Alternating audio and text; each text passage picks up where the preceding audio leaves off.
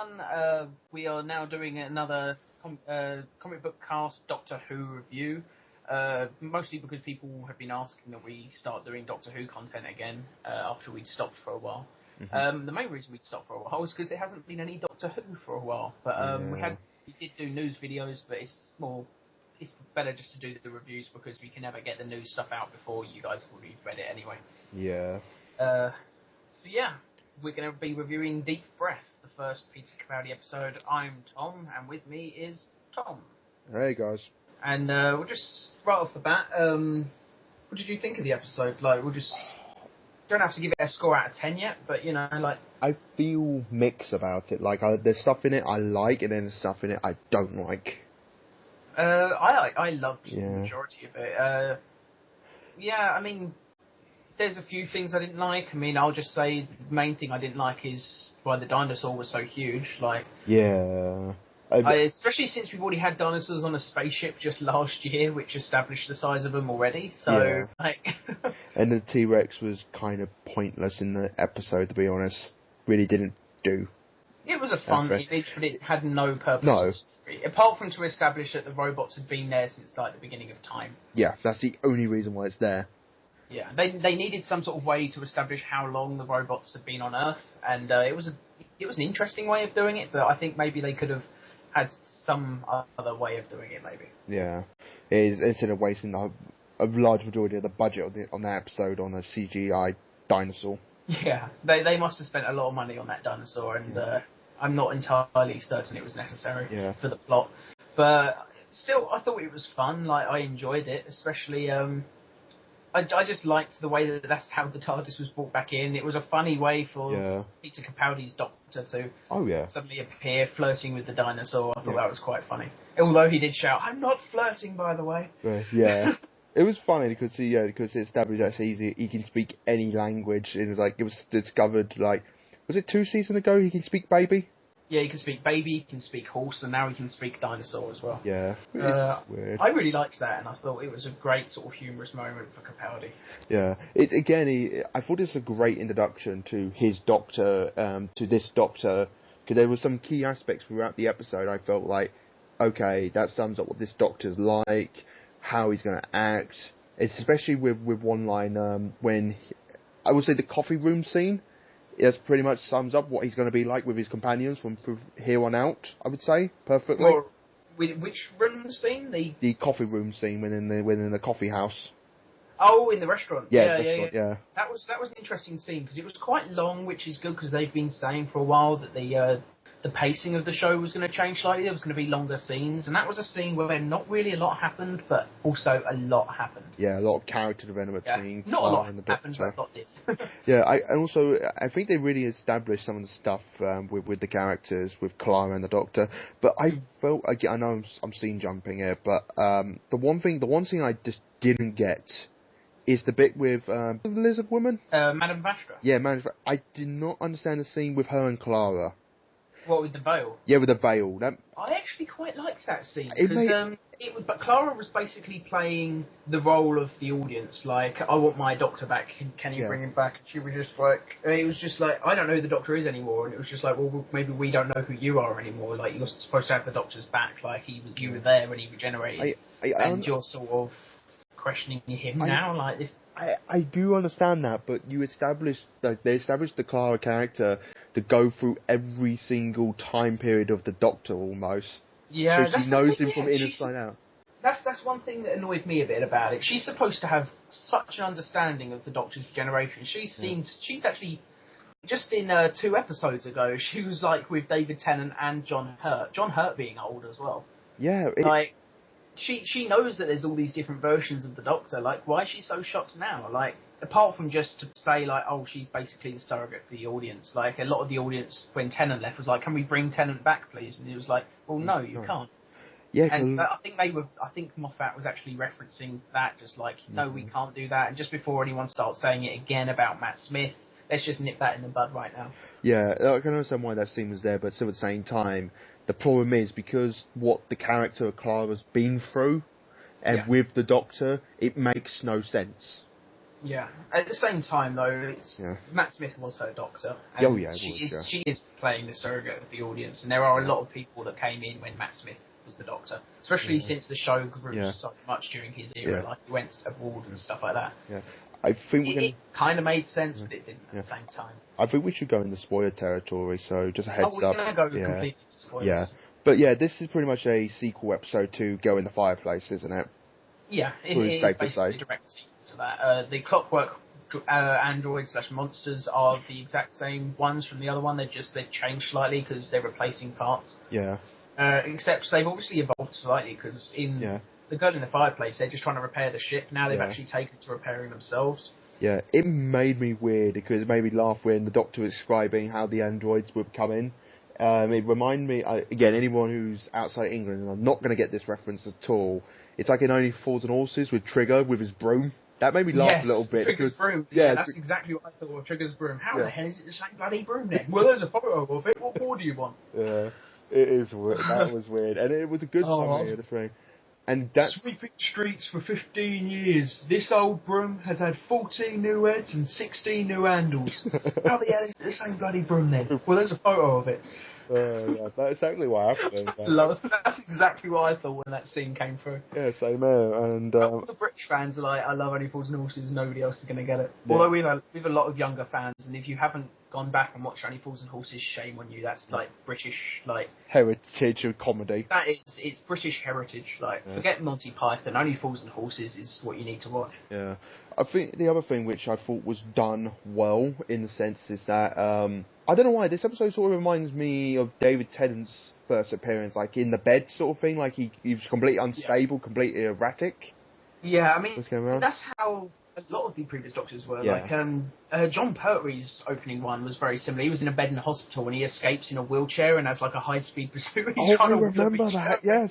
They're all chasing him on foot and he's in a wheelchair, like not realising if he just got up and run, he'd probably get paid. That was the first appearance of the mannequins, wasn't it? Yes, it was. That was the Autons, I think they're called. Oh. Yeah, there's been a lot of things like that. That the Doctor always... there's two things that usually happens when he regenerates. Either he goes a bit manic for a while, or he falls asleep. Yeah. And you see, I like that they've gone back to what happened, not just with Tennant, but what a lot of the old Doctors did. The Doctors had happen as well. Like, they do go a bit mental for a bit. Didn't the Fifth Doctor got the Fourth Doctor's scarf and was like de-knitting it apart at one point because he didn't know what to do himself? Oh, speaking of the tie, I love the little tie reference. He unravelled it and like turned it into like a ball of yarn or something like that because of how crazy he was going. Yeah, I believe so. I vaguely have an image of him just holding up a big ball of yarn and turning out as the scarf. Yeah. I mean, I love all the callbacks to Classic Who, and I think that's one thing that they're establishing with Peter Capaldi. He's going to be more like some of the classic Doctors. Yeah. He's going to be less manic, and I really liked the tone that they were setting with him in this. He even brought up the scarf in the bit in the alleyway with the homeless person when he said, "I need a big scarf." No, that's silly. I love that, especially later on. He was proper scary with that homeless guy. Like, if they put a different bit of music over it, a bit of like whimsical music, it could have played off as funny, but they didn't. They left it sort of stark. Like the Doctor's genuinely quite scary to that homeless guy. Yeah, he's like, "Give me your coat," and everything. Like, I would just expect him to take his coat and go off and become Batman. Those are mighty eyebrows indeed, sir. Yeah. He's like, they're attack eyebrows. They're crops. You could take bottle tops off with these. Well, the thing I find funny with that, because he said these look like angry eyebrows. For anyone who don't know, Peter Capaldi, quite well known here in England, in a TV programme called The Thick of It, and he plays a very angry Scotsman. So I'm glad. Like, I complain about things. Like, really have a complain. Yeah. And like, kiss my sweaty balls, you fat fuck. Yeah, that's why I thought it was good. They immediately got that out of the way. Did you notice? Plus, there's a lot of speculation. People saying, "Oh, by the way, Capaldi's." Sorry, go on. Yeah, no, carry on. No, carry on. I was just going to say there was a lot of speculation before, like stupid fan rumours online. Oh, the Master switched places with the Doctor at Regeneration. Actually, Capaldi's the Master. Just look at those eyebrows; they're definitely evil. You think that might be those are Peter Capaldi's real eyebrows. Like, what the fuck are you saying? Well, it's the fans, so the fans are pretty crazy. Some of the fans actually are genuinely crazy. Yeah. I think one of the other things which I think established the character very well, I thought this was very undoctor-like in two occasions. is the bit when they get trapped, when they get down into the spaceship. There was 2 bits, which he's like, I better go, I might need this or something. He basically he abandons Clara for one thing. And then, I never noticed... The thing is, I don't think he actually did abandon her. I think he's showing a bit of the Sylvester McCoy manipulative side. He needed Clara to genuinely believe he had gone, so that so she'd be able to get them to spill the beans. Yeah. Like, if she didn't believe he was actually gone, she wouldn't have been the way that she was, and they wouldn't have actually talked to her the way that they did. Yeah. I'm not sure. I mean, he obviously wasn't going to leave. He didn't actually abandon her. He just needed... I think he was more using her as a distraction so that he could get closer. Yeah, now you mention that way, I can kind of see it, yeah. Definitely manipulating her. Yeah. Again, another line which I thought was a bit off. I don't know why they put it in there, but he said, this is why I miss Pond sometimes. Did he say that? Yeah, he said that when he dropped the screwdriver on the floor and she was rolling it trying to get it up. Yes, and he was like, Amy, this would never happen if Pond was here or something like that. I don't know why that line was there. Yeah, but the Doctor always references past companions. I know. No, I don't get that. I don't think it was necessary, to be honest.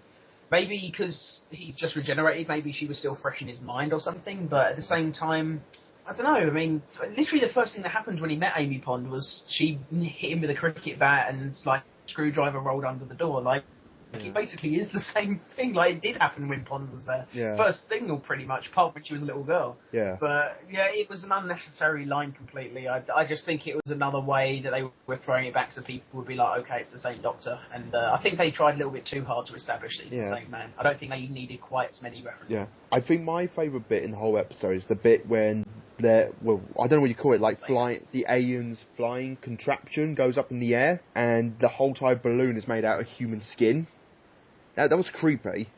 Yeah, the skin balloon was creepy. I kind of liked that idea, though. It shows that Doctor Who is, like, it's not afraid to go into dark territory again. Like, it was very morbid. That was the best sequence in the whole episode, I would say. It was fantastically done. And the thing is, I liked that they left it sort of ambiguous as to whether the Doctor pushed him or whether he fell. Yeah. The thing I really liked about it was the bit when he's sitting down. He's pouring himself a drink, and him a drink as well. Pours him like a brandy or something. Yeah, it's like, would you like a drink? I've got a feeling I might have to kill you. I thought that sums up the Doctor very well, because, like, he's a non-violent person, but if it comes to anything that would be dangerous to anyone innocent, he will go to that measure to stop him at any cost. Yeah, he's like, killing myself is not in my program. He's like, killing you is not in mine. One of us is lying. Yeah, I thought that was really done well. And then you had down in the lower part of the ship with the Doctor's companions and everything like that, fighting off against the Autons. I thought that was a very nice sequence. That was really cool. I like the whole gang with Bashir and Jenny and Strax, and I'm glad that they were in this episode. We haven't really touched upon them that much in this, but I really like that they were there, because it really does bring some familiarity. Yeah, and all you needed was them. You didn't need, like, the reference to Pond and stuff. I would say this episode, basically between the two female characters, really hit home that they're in a relationship with each other. Although, yeah, it was pretty much well established before, but definitely you got to see a little bit more of how their relationship works, which I appreciate.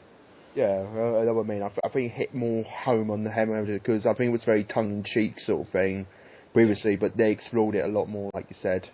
Yeah. So should we just move on to the last part, the Promised Land / Paradise? Ooh. What do you think of that? Obviously, that's going to play in a lot for the final couple of episodes. I think one of the two last episodes, the episode title's been released, and it's called Death in Paradise. This is all I'm going to say. I just hope that woman who said, I'm the Doctor's girlfriend, I hope that's nothing to do with River Song. Oh, it won't be. We've already seen Over Generations, and River's Song's not evil like that. Mm-hmm. There's one theory that I read online that actually would be kind of interesting. Maybe she's one of the older split-offs of Clara, like she's one of the ones that didn't manage to save the Doctor or something and has gone mad. Yeah. That'd be interesting. That'd be interesting. Because she does look nothing like Jenna Coleman. Yeah. Well, again, it might be years and years later, so you never know. But funny if it's Clara's mother she actually didn't die or something. It's this amazing Spider-Man Untold story of Clara's mother. Yeah. That'd be creepy. Yeah. But I'm not even going to try and say who she is. I'd like it to be the Rani. Ooh, that'd be interesting. I'd love that. Yeah. I'd love it to be the Rani. But obviously, it's been pretty much established. She put the advert in the newspaper for Clara and the Doctor to meet that place, and the Doctor put out the theory that she was the woman in the shop as well that gave Clara the Doctor's phone number. You know that whole Promised Land? You know what that reminded me of? That whole bit. What? You know the bit in the episode where it's a Dr. Light episode? It's when Amy gets stuck in that hospital thing? Yeah, Amy... What was it? The Girl Who Waited. Yes. Amazing episode. It's one of my absolute favourites. That whole setup remind me of that. I don't know why. I got that vibe from it. That was an amazing episode. I mean, I'd like to see what this is, because the thing is, people keep saying, did the Doctor murder the guy? Well, he was a robot. He wasn't really living. Like, he basically shut down a computer. But, yeah, again, it was the whole argument that he became more human over time. But, yeah, again, it's ambiguous, which is good. I don't think he became more human. I just think he's programming. I think they picked up too many human traits. Like, as good as a computer is at mimicking human behaviour, doesn't make it human until it's got a soul. And those things definitely didn't have souls. No, like it didn't understand the programming, but like I said, it picked up human. Again, it was a very good interest with the whole conversation, man versus machine. I think that was a very good thing. Also, that cameo with Matt Smith was just like, I mean, did you see that coming? I mean, there was things in the paper, and it was mostly a rumour, but I was glad to actually see it happened. But what do you think? Yeah, I didn't see that coming at all. That really took me by surprise. I'm guessing they filmed that around the same time the Christmas special. They filmed it during the Christmas special, because you remember in Time with the Doctor, when Clara goes to the TARDIS to find him about to regenerate, like the phone is off the hook. Oh yeah. So obviously they planned it then, but yeah, apparently they literally shot that while they were shooting the Christmas special. So. Fair enough. It did make me laugh a little bit because Matt Smith was saying, "Am I old? Am I old?"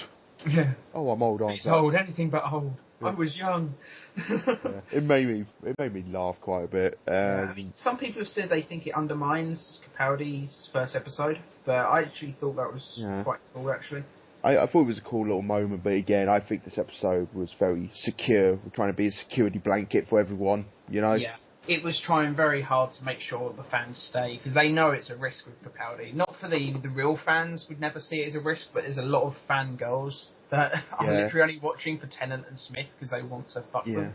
That's the problem. It's like, I think people within the UK fandom be pretty fine for it. I think it's more with the abroad, because Doctor Who picked up massively in America near towards the end of David Tennant's run. Well, it was more really when Matt Smith's run started. That's when they did the big BBC America push and they started touring and stuff like that. There's a lot of young girls that are mostly watching this show because they like the fit young Doctor, and now he's not that anymore. Did you see that thing that that article? You know, Ofcom, the BBC and like TV regulations people. Basically, for people outside of the UK, like if you've got a complaint about a TV show, Ofcom are the one to talk to. Like, you send them emails or letters and stuff and complain about stuff, mostly if you're like a stupid old woman who can't handle the times kind of thing. They've had 6 complaints about the Bashra Jenny kiss. No, I have not heard about this until you just mentioned it to me. It doesn't surprise me. But the funny thing with people complaining to Ofcom has said this regularly: don't come to complaints to us about the BBC. You need to complain to the BBC directly about that. That's the reason why they got the BBC Trust.